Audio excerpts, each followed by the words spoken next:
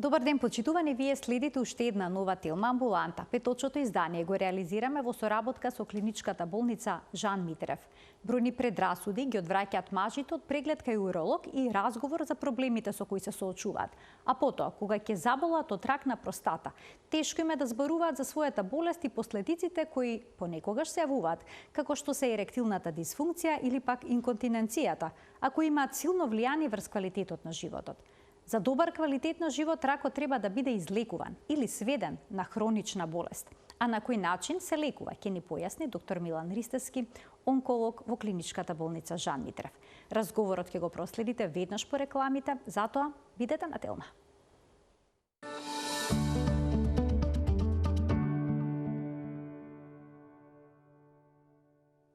За ракот на простатата не постои превенција, затоа е многу важно навремено да се открие, односно да се диагностицира.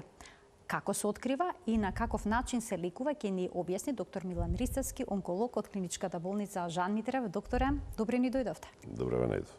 Ракот на простата е релативно чест карцином кај мажите. Кај мажите еден од трите најчести. Кои се ризик факторите за негова појава? Има ли улога долготрајното седење, отсуството или пак пречести сексуални односи, премало или преголемо внесување на течности?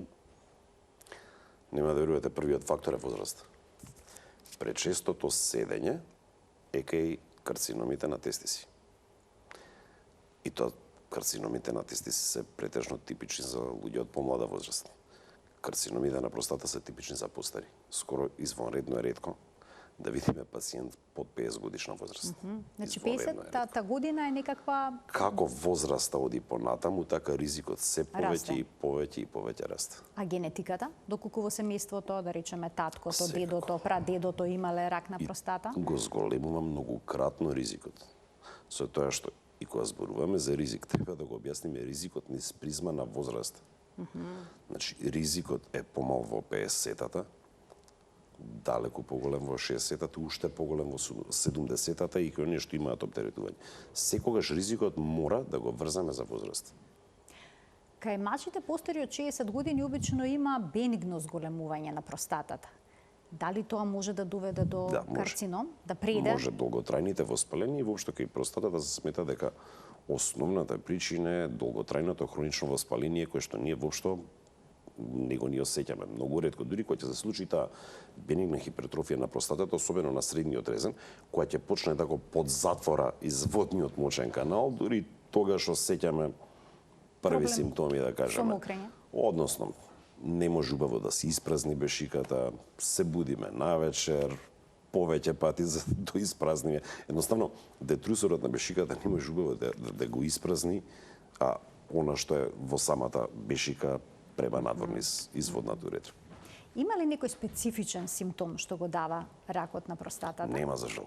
Ниту специфичен симптом, ниту еден, се додека не стане премногу касно. За жал нема. Инаку кога би имало специфичен симптом, особено во некој ран стадиум, супер сите би ги откривале рано. Докторе, во онкологијата популарни се скрининзите за откривање на рак на дојка, рак на дебело црево, меланом. Би сакал да се популарни, би сакал на вистина да се... за нив и ми се чини дека свесноста кај луѓето расте и дека се почесто ги бараат тие прегледи. Да. Колку повеќе се зборува, толку повеќе свесноста расте. За среќа да и треба да се зборува. Што би бил идеален скрининг? Идеален скрининг... Има ли скрининг за рак на простата? Различен во различни земи. Што тоа значи? Да речеме, FDA го прифаќа PSA, особено PSA velocity, ќе објасниме што значи. Тоа е тумор маркер. Тумор маркер се зима од крв, се учитува вредноста и минимално инвазивен, едно боцкање во вена, јухуху, сите срекни, нема чачкање со прст. Дигиторекталниот преглед е кај мажите најнепосакуваната метода. Тоа е всушност тоа што ги одбива од прегледот. Тоа што ги одбива, значи положбата во која што е пациентот или клиентот, не мора да е пациент, дај Боже да е све окей, наместен самиот преглед едноставно за мажите одбивно. Меѓутоа, па за тоа нема никаков проблем со ехо прегледот. Да речеме, веќе магнатната резонанса на карлица со контраст е доста скапа метода и магнат не може да се користи како... Прво да ви објаснам што би бил идеален скрининг. Идеален скрининг би бил преглед кој што се изработува брзо, ефтино, е неинвазивен, по можност, е многу сензитивен и многу специфичен. За жал таков немам. Затоа не сите земји го прифаќаат ПСА како скрининг метод, да речеме. FDA го одобрува во Америка како скрининг метод, меѓутоа Британија, National Health Services, NHS, не го одобрува.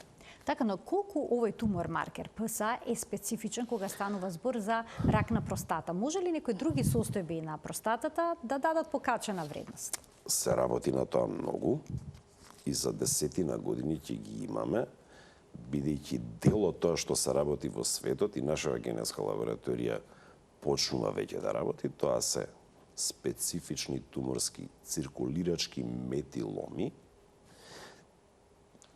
Се надевам дека за некои 10 години ќе станат скрининг метода не само за рак на простата, него за многу типови на рак. Ајде се околу сензитивноста на ПСА. Она што сега е достапно. Она што сега е достапно. А до 4 нанограми на милилитар Добра. сензитивност е релативно слаба. Над 4 нанограми на милилитар веќе се зголемува сензитивност. Така да колку е вредноста поголема, сензитивноста расте и до 100%. Што значи сензитивност? Мерка со која што утврдуваме колку од оние што имаат зголемен ПСА се заболени, колку не се заболени. Кај ниските вредности на ПСА сензитивноста е негде 2 до 60%. Во превод, кај 40% е утка. Бенигното зголемување на Да, простата ќе даде простатитот, покачена бенигното вредност на ПСА? зголемување, да. Или некое хронично воспалување поради Да. чести сексуални односи? Че сето тоа може Не да... мора да значи дека честите сексуални односи ќе Доведува доведат до до такво простатит. Особено Може и ако отсуството? кај моногамни партнери кои што добро се чуваат од инфекции, не би требало воопшто да доведе. Сексуално преносливите болести доведуваат до простатит. Значи сексуално преносливите болести всушност ќе доведат до ваков проблем, а И не е зачестени толку врзано уринарни со инфекции, не, и самите честотата. уринарни инфекции. И самите уринарни инфекции. Второ, интересен момент кога сме кај ПСА, малце да ви го објаснам, што мислите сега, може ли ја вас да ве прашам, како водител? Простата е типичен машки орган, кај жени не постои така. Така. Меѓутоа, кога ќе се измери ПСА кај жени, се добиваат некои минимални вредности, верували или не. Да. Периуретралните жлезди знаат во мали количини да произведуваат ПСА. ПСА е иначе така доста дискутабилно име во 70-тите како е дојдено до него, инаку е познат како каликрин 3. Да, значи кај жените може да биде извонредно низок, скоро немерлив, тешко мерлив, Така. поради тоа што тие парауретрални жлезди го произведуваат Го околу уретрата. Да.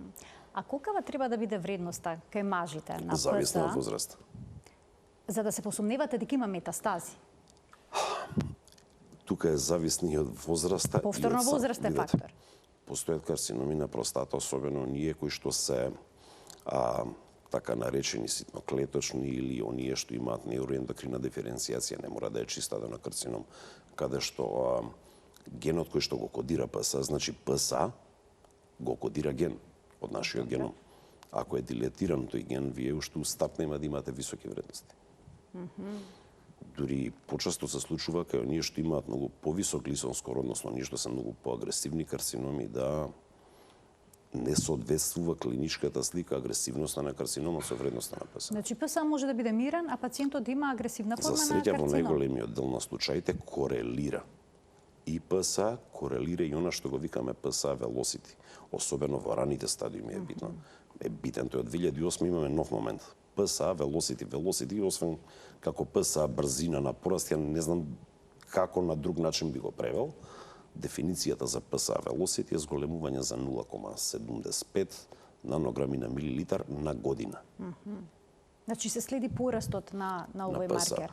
Така да, дури да е во она што го нарекуваме нормален ранг очекуван за возраста, адаптиран за возраста, тој пораст е веќе сигнификантен дека треба да се направи ехо или магнетна карлица. Докторе, вела дека ракот на простатата е бавно растечки карцином. Тие што се Не секогаш? оние карциноми кои што имаат низок глисон скор се помалку агресивни во својот раст. Меѓутоа, оние кои што имаат висок глисон скор, да речеме 504, односно 8, 9, 10, тоа се извонредно Значи, агресивно. различно, зависи од типот на карциномот што се јавил на Зависи од типот на простатата. карциномот. Второ, воопшто не е ретко до еден момент и оние што се споро растечки, до тој момент се спори, меѓутоа моментот кога ќе настанат плюснови мутации, кога ќе влезе веќе во она што го нарекуваме кастрационо резистентен, отпорен тип, отпорна фаза, тука веќе драматично побрзо почнува се тригерира таа забрзана канцерогенеза. Болест е подмолна, како што кажавте, не дава никакви симптоми. Во почетокот, да. На почетокот, да, се додека не биде доцна, така кажавте на почеток, но исто така дава и метастази, обично далечни. За жал, да. Каде, во кои органи обично? Куските се предилекционо место. С туморите кои што се хормон зависни, како дојка, као простата, многу сакаат коски.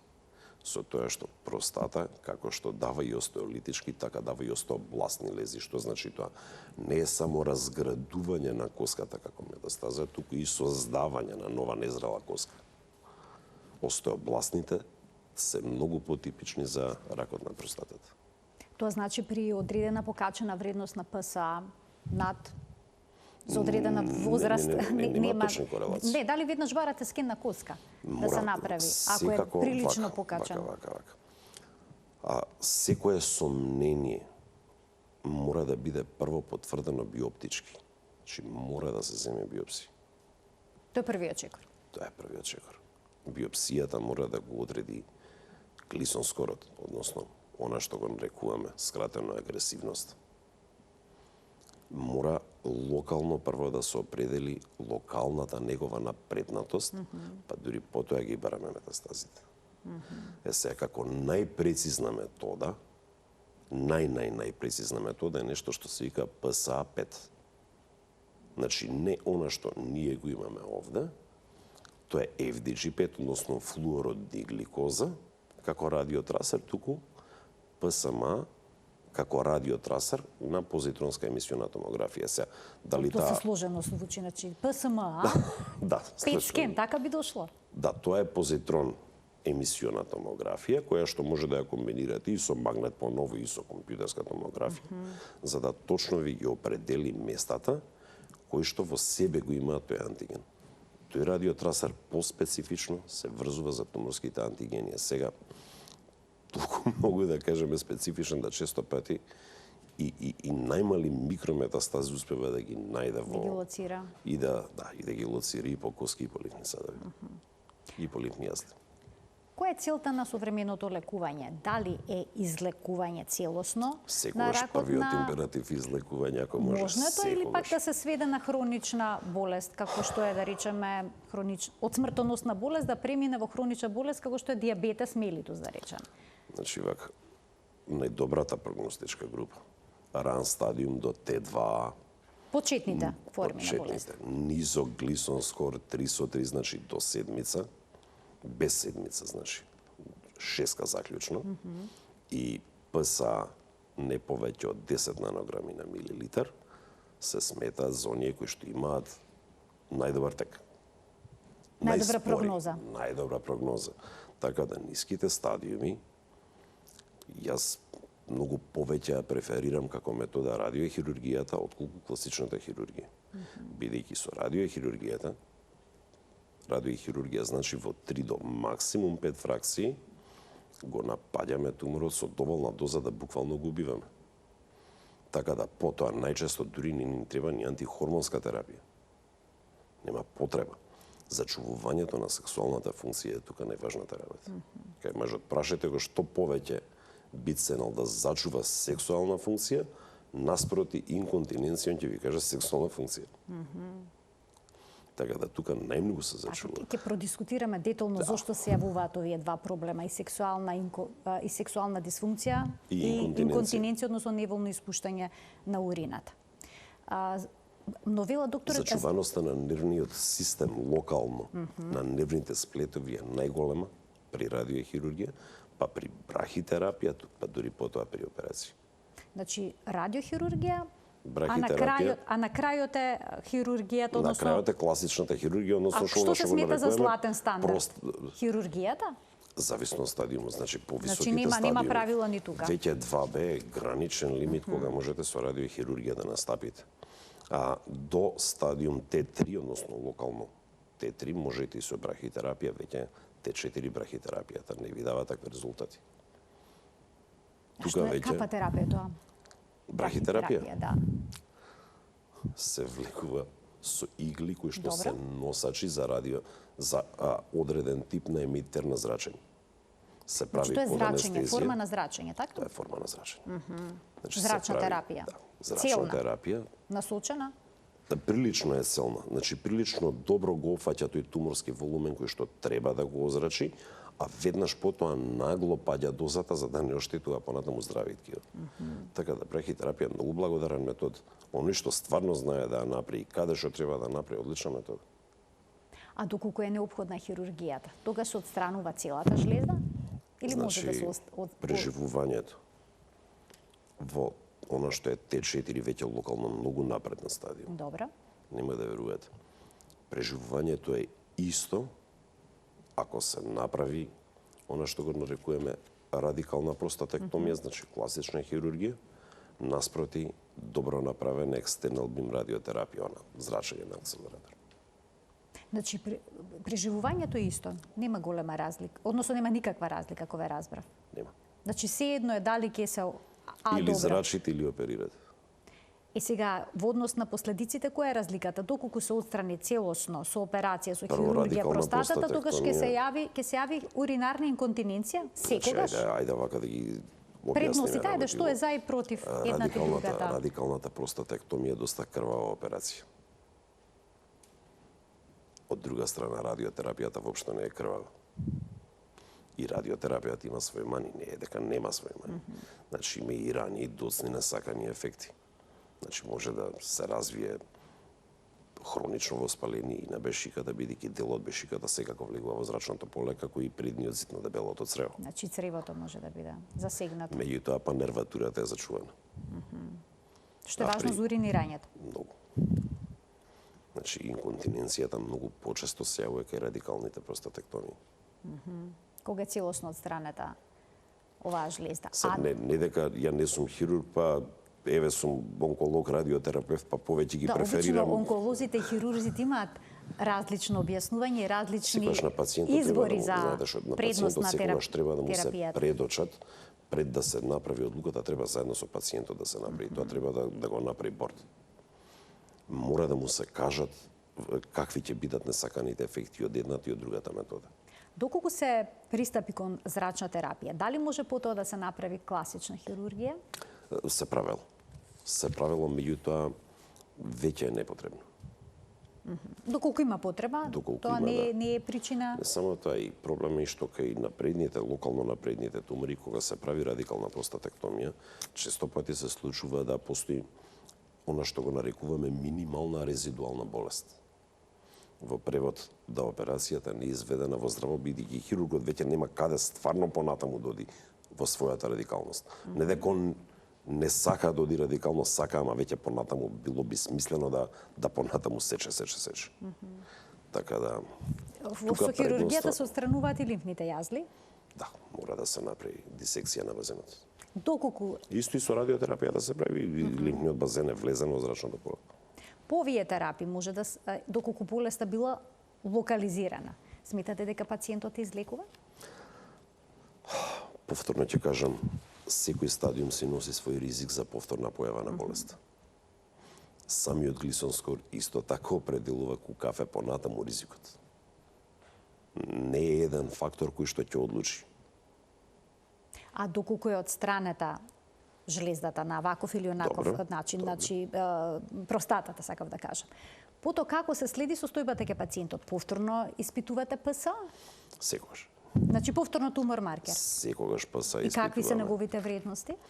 Во тој Во случај? идеални услови, односно најмал ризик е кога ќе паднат под 1. Значи и целта на терапијата која што ја даваме после, Тоа е хормонска терапија ќе насочена кон преминеме сега инхибиција на андрогениот рецептор, односно рецептор за тестостерон, да биде ПСА ниско. Значи да направиме комплетна инхибиција на ефектите на тестостеронот. Дојдовме до тестостеронот. Значи, ракот на простатата е хормонски зависен, слично како што може биде хормонски зависен ракот на дојка кај жена. Да, дел од ракот на... Значи, тестостеронот го храни на некаков начин, може се каже, овој карцином. Да, го храни. Сега, значи, треба да се... И е фактор за раст, значи не е храна буквално, далеко од буквално храна, меѓутоа е фактор за раст. Се однесува како фактор на раст.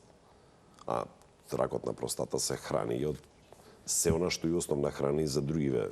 Значи, долго време владееше размислување во нестручната јавност дека туморот е исклучиво се рана со гликоза, воопшто не е така. Значи, за туморот... Се уште владее тоа убедување? Па не, тоа е многу погрешно. Тоа е многу погрешно. Пациентите кои што ќе добијат дијагноза карцином, најнапред ги сврлат шеќерите од исхраната. Тоа е одлично. А тоа е одлично. Тоа е одлично, зашто? Канцерската клетка нема доволно време во своето размножување да направи доволен број на митохондрии. Бидејќи нема доволен број на митохондрии, начинот на кој што ја користи гликозата е преку анаеробна гликолиза, у превод нешто што се случува во цитоплазмата, а не во митохондриите.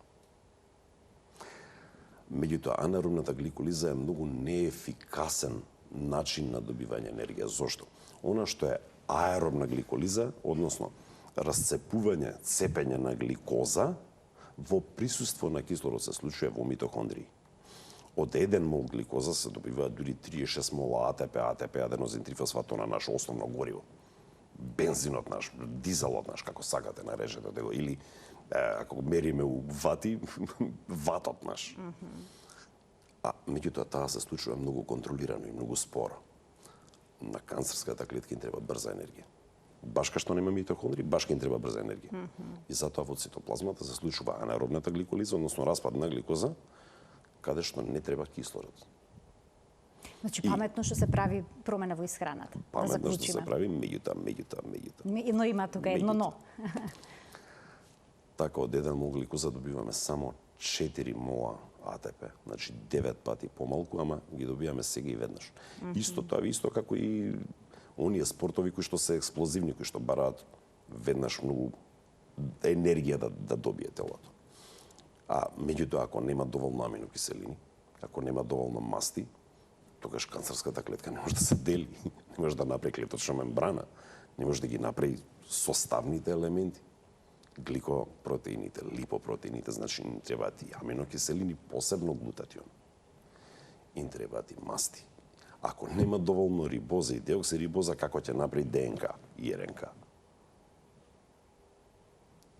Значи, идеално би било, да се размножи таа канцер клетка, унатре да нема јадро, да нема ДНК и супер, со таа делба веќе завршува, не ни мора да се лекуваме, едноставно ќе заврши. За жал не е така. Да, тоа е правилно што прво го исклучуваат шеќерите. Особено простите шеќери. Значи, кога кажуваме шеќери, тоа е една така голема категорија на соединени, има прости и комплексни. Баш напротив, комплексните шеќери, особено оние што ние не може да ги свариме, се тие што се најдобри, особено во позрелите години. Некои применуваат и тактика со гладување, но докторе, тоа е прерадикално. Може за исхраната можеме и друг пат детално да разговараме. Можеме и друг пат детално, меѓутоа и тоа морам да го објаснам. Во активна фаза кога имаме рак кој што не е изваден макроскопски од нашето тело, најпогубно е да отидеме на гладување. Тогаш најбрзо ќе се развие. Бидејќи мораме да сфатиме дека туморот е нешто што е метаболички активно ткиво. Он создава за своите потреби посебници, дури хормони може да создава, кои што се насочени исклучиво во негово преживување. Во негова полза. Исклучиво во негова полза. Така да гладувањето, тука ставањето на здравиот дел од телото, на такви искушенија е многу погрешно и они побрзо завршуваат со смрт. Па и како што е случајот со карциномот на простатата, врз него делуваат всушност машките хормони. Тие го поттикнуваат растот. Значи повеќе фактори влијат, не е само храната. Еден од факторите на раст. Тоа е само еден од факторите на раст. За жал има многу фактори на раст и тоа нема да верувате. Нели почнавме да збориме за фактори на ризик. Тука тргнавме од возраста и не се вративме Не на се вториот вративме. многу битен фактор. И тоа втор многу битен фактор кај најголемиот дел од карциномите во последно време. Кој е тој? Масното стомачно ткиво? Стомачната дебелина? Длабокото, она што го нарекуваме висцерално масно ткиво. Лачи преку 600 адипокини, материи специфични за тоа масно ткиво. И 40 од нив се однесуваат како фактори на раст, на туморски раст. Значи, стомачната дебелина е директен ризик фактор поврзан со карциномите со нивниот раст. Со многу од карциноми. Дебелината. Значи, тоа е многу важно на што треба да обратиме сите ние внимание, бидејќи седичкиот начин на живот си го прави своето. И седечкиот начин на живот и екстра внесот на калории во име Така. на допаминот и на задоволството, нели? Особено ние сме така социјален народ, што би се рекло, и ние немаме мерка во основната институција на нашиот социјален живот, така наречена кафеана. Да, некој сакаме да бидеме хедонисти. Па да, нашиот ген за жал е хедонистички. И тоа може да создаде проблем. Сега кога станува збор за доктор за ракот на простатата, се дава хормонска терапија. Се дава всушност хормон кој што ќе го спречи лачењето на Ние го крстивме тестостеронот, тоа хормонска, тестисите. во суштина е антихормонска терапија. Инхибитор на хормонска терапија. Значи, даваме специфични лекови кои што се врзуваат за андрогениот Хемиска рецептор. кастрација. Еве го најдов терминот. Дали е тоа хемиска кастрација? Се уште не е тоа хемиска кастрација. Не е истото? Не е истото. А слично е? Се надополнуваат едно со друго. Да ви објаснам како. Ајде. За да се случи хемиска кастрација, треба да се прекине сигналот кој што трга од нашата хипофиза кон простатата. И тоа се прави со лекови по име госерелин, триторелин, тие се даваат или подкожно или мускулно. Тие спречуваат да се создадат така наречени ослободувачки фактори од самата хипофиза кон простатата. Значи, иницијалниот сигнал што трга од хипофизата, што и наредува на простатата, создава и сексуални хормони.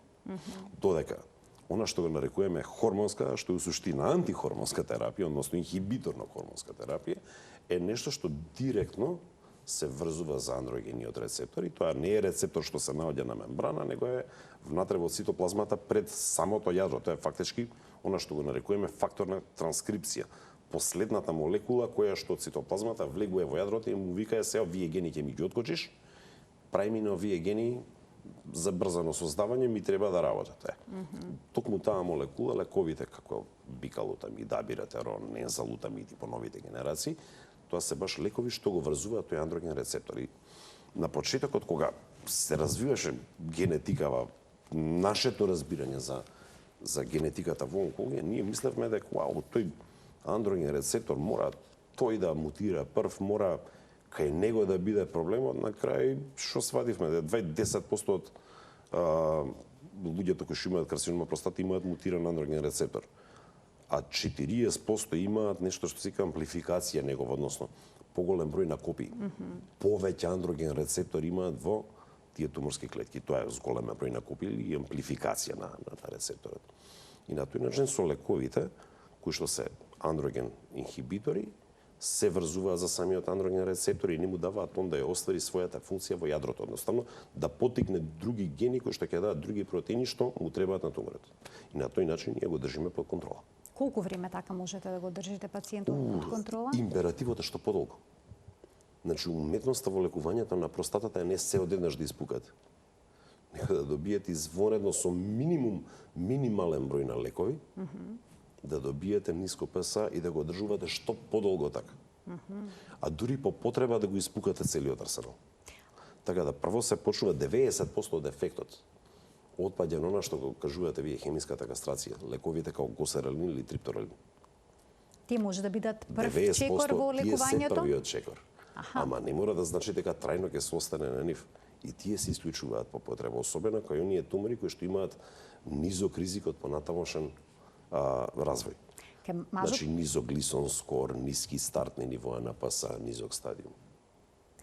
Комплетно прекинува излачувањето на тестостеронот кај мажот или пак надбубрежната жлеза создава нешто? Тестостеронот, да го објасниме, предно е да знаат гледачите што, како, зашто. Пикот на тестостерон е во пубертет. после пубертет, неговиот пик постепено се намалува до 35-та година.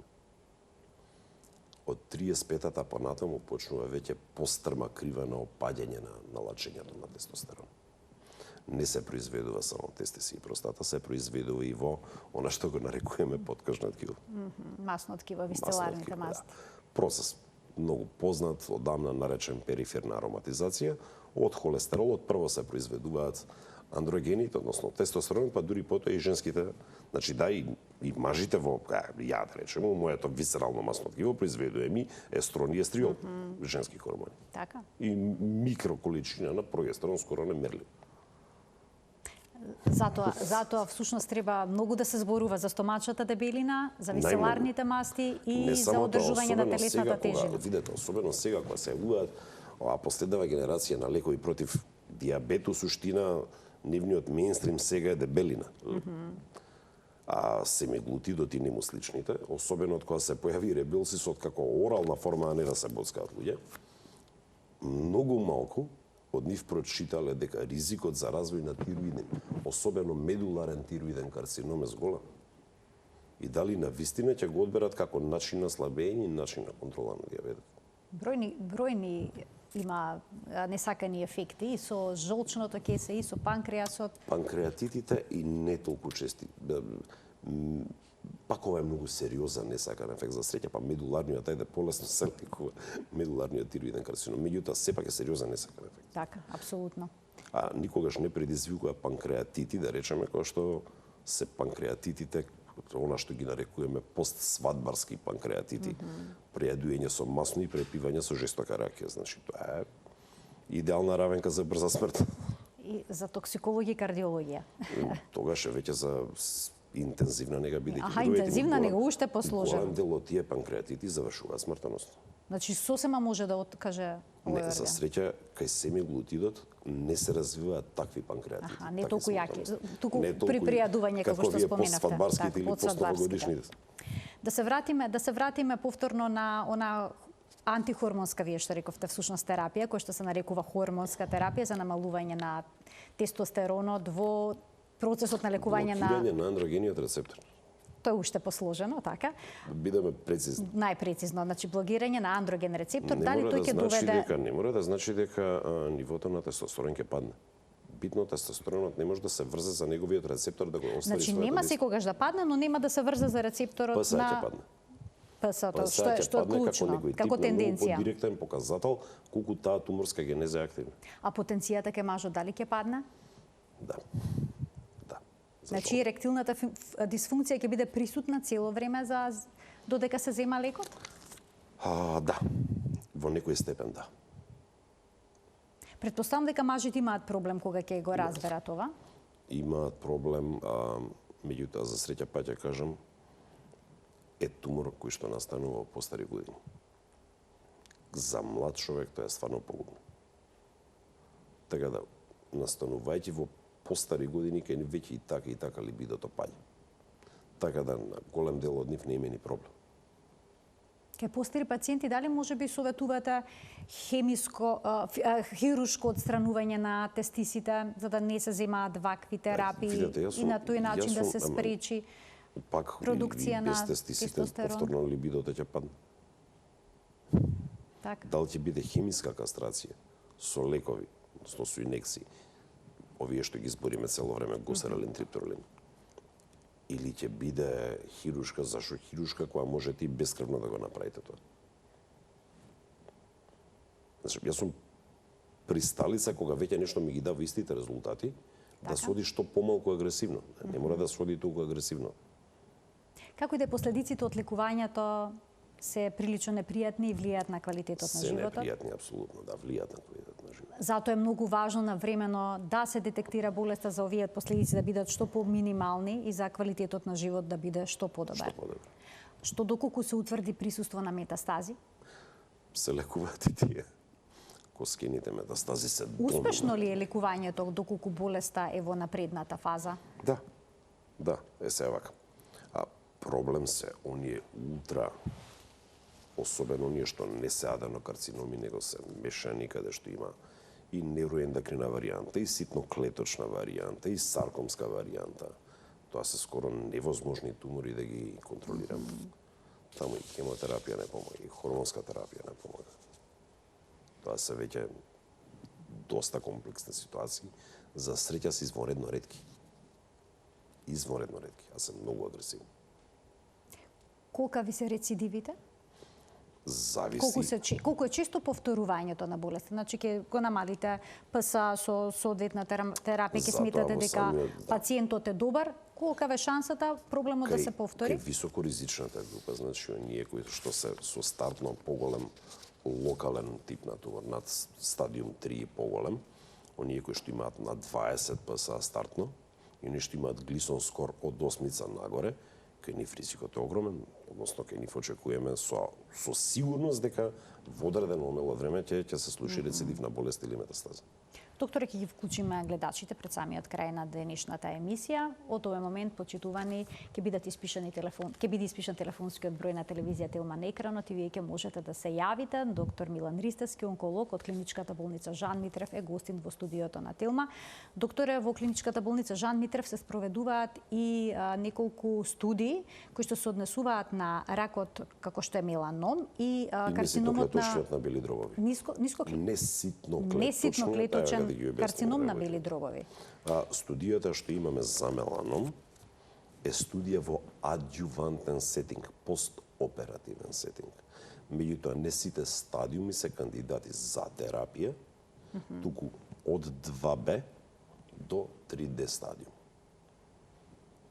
И најдоброто кај оваа студија тоа што нема плацебо, него со сигурност се добива лек. Втората студија е студијата за неситноклеточни, аденокарциноми претежно. Сега, ова е метастатски сетинг. Значи, пациенти кои што не биле на никаков третман, прва диагноза, многу е битно тоа да немале претходен третман. Овде се работи за комбинација на хемоимунотерапија и тоа цели 2 години.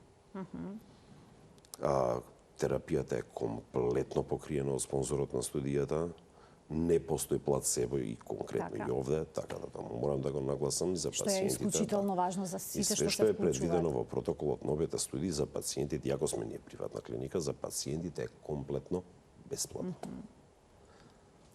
Имаме гледачи, ќе им дадеме предност, ќе ги замолам да бидат што поконкретни со прашањата, бидејќи имаме многу малку време до крајот на денешната емисија. Добар ден за првиот од нив. Добар ден. Ало, добар ден. Повелете. Јас сум во програма. Да, вие сте во програма, ве слушаме, повелете. Само ќе го намалите тонот на телевизорот, за да можеме убаво да комуницираме. Јас имам... Така, ве слушаме. Јас имам канцер на простата. Така. И малек канцер. Ама имам и мозочен удар. И кога ме пратија на урологија кога бев, не сака да ме преве простатата, дека е тромбе, како се откачи, што ќе ти правиме. И идев на онкологија, на хормонска терапија. И ми спадна тумор во кајзер скоро на нула. Така. Кај до гинеколошки бев. И сега сум добар, ама не знам кога треба да идам пак сега.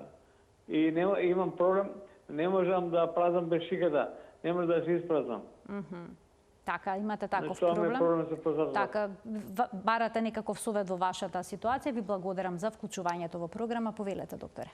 Вака е, како што разбрав, пациентот е третиран само со така наречена антихормонска терапија, се уште немал зрачен третман, меѓутоа прашањето на контрола на сфинктерите на бешчиката и неговиот мозачен удар треба да видам која регија бил тој мозачен удар, што друго од невролошки дефицити има. Така. И дали е навистина само до карциномот на простата, кој што бидејќи гледачот кажа дека е со ниско ПСА, дека најверојатно има контрола врз карциномот на простата, меѓутоа останативе невролошки испади кај него треба да се проценат. Да се проценат, така.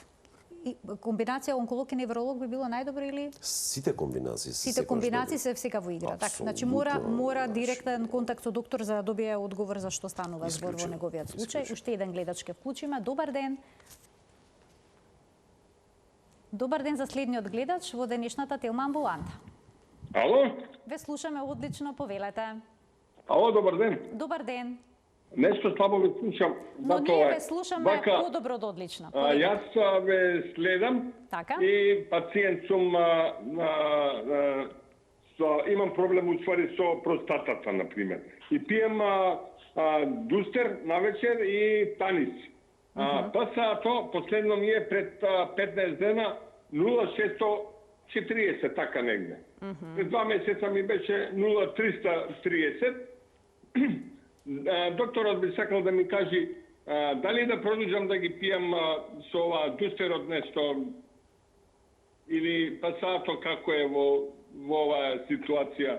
Така, имате дилеми во однос на терапијата и на вредноста на ПСА. Ви благодарам за вклучувањето во програма. Како што можам да сватам, станува збор за бенигна хипертрофија, која што е веќе под терапија, комбинирана и на алфа-блокери на 5-алфа редуктазија. Инхибитор така да изгледа дека има добра контрола на болеста. Сега, не ги опише и симптоматолошки како оди тоа, дали има контрола на празнењето на бешиката или не. Меѓутоа, прашањето што овде треба да се постави, дали може според ова да се исклучи дека има или нема карцином на простата, ќе мора, значи, да се направи барем еден магнет на карлица. Според ова е БПХ, односно бенигна хипертрофија на простатата, според ова што го кажа гледачот. Така. Според ова бенигна, но сепак би препорачале секогаш таа бенигна хипертрофија, особено кога е тој среден лобус упрашање, треба е високо суспектен дека може би да премини во карцином на простата. Оние кои што имаат бенигност големена простата, на колку време би требало еве да прават ваков тип на испитување? Ехото ќе покаже кога е правиот момент да се направи магнет или пецкен. Само тоа ќе покаже. А дали карциномот на простата секогаш се развива на одреден дел на простатата, карактеристичен или може било каде да... Тоа се два латерални лобуси и еден среден, значи сите лобуси се подеднакви. Така имавме некои фотографии, можеби ќе ако ги видиме и да искоментирате. Карциномите кои што потекнуваат на база на бенигна хипертрофија се претежно во среден лобус. Во средниот лобус. Кои што потекнуваат каде што има веќе претходно развиена бенигна хипертрофија на простатата. Докторе, се работи на експериментални лекови за рак на простата. Да. Што велат испитувањата? Ветувачки ли се нивните резултати? Може ли да се очекува дека набрзо ќе може со терапија да се излекува со едно апче? Или пак за сите типи на простата? Не, сега не знам точно конкретно за кои карциноми, но има видов повеќе групи на експериментални лекови. За жал, она што е најголем хит во онкологијата, имунотерапијата, за жал простатата не е и карциномот на простата не се така наречени имунореактивни типови. А не се? И резултатите се многу разочарувачки од имунотерапија, дури заедно дадена со хем. Така да имунотерапија денес да е одобрена, и тоа со ниво на доказ многу лошо. Се смета дека се апсолутно најпоследната опција на лекување, кога сите претходни опции на терапија се веќе искористени. Што значи тоа? Тоа значи помината е максималната андрогена блокада, па настанал релапс, односно на што го нарекуваме кастришн резистент, кастрацијно резистентна форма, каде што не вреди веќе да кастрирате ништо понатаму, бидејќи нема да добиете одговор од тип на терапија, па следи понатаму веќе искористени, да речеме, оперативниот третман или зрачната терапија, искористени следните генерации на андрогени инхибитори од типот на абиратерон, ензалутамид, искористена хемотерапија, доцетаксел, кабазитаксел и има една вакцина, една од така пораните типови имунотерапија, сиполиуцал-Т се вика, искористени. Таа опција, ако веќе состојбата на метастазите на коски не може да се контролира со бисфосфонатна терапија, или со ранг-лигант инхибитор, тогаш се оди на терапија со радиум 223, па и при случај на неуспех и на таа терапија, дури тогаш се оди на имунотерапија, меѓутоа паќе нагласам, резултатите се многу разочарувачки. Затоа, редовни уролошки прегледи, да заокружиме со тоа. Редовни прегледи, да. Тоа е клучот? Сега за сега. Значи, ја би сакал тој тип на скрининг кој што ќе биде базиран на специфични туморски или тумор циркулирашка ДНК у микротрагови или она што го реков специфични туморски метиломи во трагови, тоа ќе биде навистина брейктруот од невидени размери. Тогаш ќе одиме еднаш има голем годишно, пресврт. зијаме крв и ни кажуваат, ало, све е супер, терај дале. Сега засеко стануваат класичните уролошки прегледи, Остануваат ехо прегледите, а комбинација. дали ПСА се прави како превентивен преглед, да речеме да си направиме Никаде не испитување пишува на дека е тумор маркери, забрането бидејќи да не направиме советуваат далеко докторите Над да има 50 таков годишна пристап. возраст, да, се советуваат докторите, особено уролозите, каква советуваат. Над 50 години. Над 50 Бидејќи се години. случа некош помладите да направат, па ќе им излезе Тука е покачен, техничко прашање. па паники. Самиот ПСА, односно тој каликрин, постоеше едно време една теза дека не треба да се испитува ако у претходните 24 часа мажот имал ејакулација, бидејќи на тој начин би било намалено, па после излегуваат други студии кои што вика, извини, ама постејакулаторното ПСА се зголемува баш поради ејакулацијата и се советува глобално барем 2 дена пред тестирањето да немаат ејакулација за да имаат точни вредности. И тоа мора да го нагласиме што многу ретко кој го кажува. Значи 2 дена пред Да испитувањето да немаат нема ејакулација. никаква ејакулација, бидејќи тоа може да влие Да на влијае на резултатот на ПСА ПСА, вредноста, така на вредноста. Докторе, ви благодарам многу за вашето денешно гостување, за сето Благодарам. она што го предочивте, како важна информација поврзана со откривањето на карциномот на простатата, но и со лекувањето Се на надевам болеста. бевме барем јасни. Многу една убава презентација, јасна ни дадовте. Ви благодарам. Почитувани, ова беше уште една емисија реализирана во соработка со клиничката болница Жан Митрев. Ви благодарам за вниманието со кое што не следевте. Ви посакувам пријатен ден.